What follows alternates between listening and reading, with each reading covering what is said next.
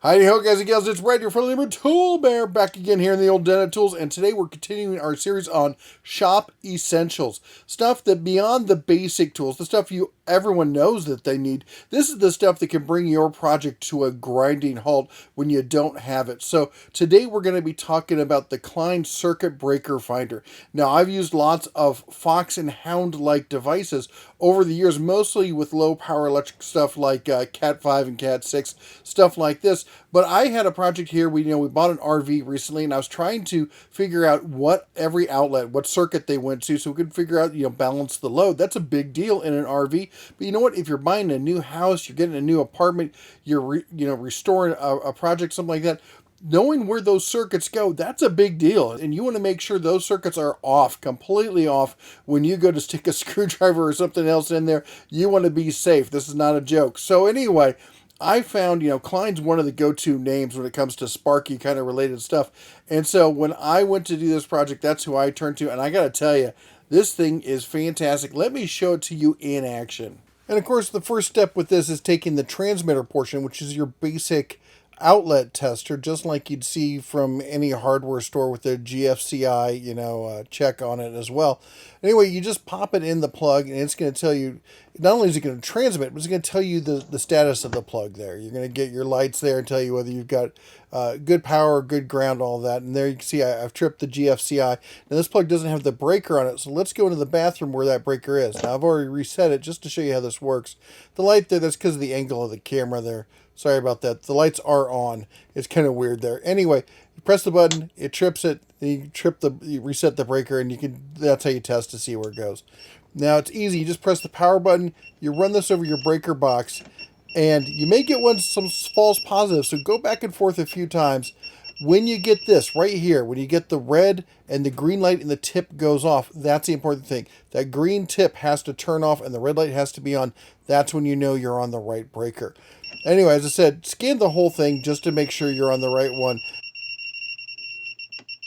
Also, after every test, there's a little reset button right below the power button. Just do that reset there, especially if you move it. Power is just press and hold for a second and it turns off. The battery for it does come with a battery there. You just remove the little Phillips head there and it goes right in there. It's a 9-volt. It's great that it comes with it. It's a well-made unit. I really like it. It's simple to use. Also, it's got the storage part in the bottom there. You can plug the transmitter right in that, keep it all together there, nice and simple. It's a really well-made unit. I gotta say that. Of course, it's a Klein. Bonus round. Not really what it's designed for, but you can use it this way. See, I got it plugged in at the end of that power strip, and you could trace a wire with this. You don't have to use it on just the breaker. Well, there you go. As you can see, I purchased this on March 2nd, was able to finish our project here in just, gosh, it only took us like 10, 15 minutes to run this test on all the outlets, in the RV. And we're going to do the same thing once we get back to the old homestead in Montana, because having this mapped out is at $43. That is a cheap peace of mind to buy right there. Now, that said, they do have another kit that adds in a light outlet plug, a 3-prong to 2-prong adapter, which you're going to need for that plug, as well as just a bare wire with alligator clips, so you can do bare wire testing as well. Now, that's $7 more to step up for that, and that's something I think I definitely wish I would have bought at the time. I didn't think about it.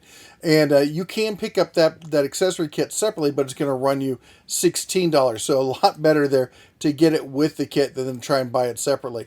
Now, another thing is I've got a lot of test equipment, and I like to all store it in the same place. And I don't like to have it just tumbling around in the box and whatnot. So I always put them in a bag or a soft case. Here's the Klein bag. It's $11. I'm sure it works just fine for this. Stores it exactly the way you want. Does everything you need for it. But that said, I'm really partial to these semi-hard cases like this one here. And it'll hold all your gear, everything you need. It's a few bucks more. But you know what? I got a thing for small compartments and zipping things up and having them all nice and tidy. I don't know about you. Anyway, that's $20. Anyway, I'm going to have links to all this down below. So let me know, what did you think? Is this a tool that you have? Have you used tools like this? What did you think about them? I can tell you, as I said, I've used a lot of these tools, And when it comes to trying to find a circuit or something, this is the best one I've used. I like it. It's really intuitive, easy to use, and yet has a lot of nice little features to it as well. Anyway, we're going to continue this series. If there's anything else you think we should cover that people don't know about, put it down in the comments down below. We'll check it out. Anyway, till next time, you take care, God bless, and as always, shine on.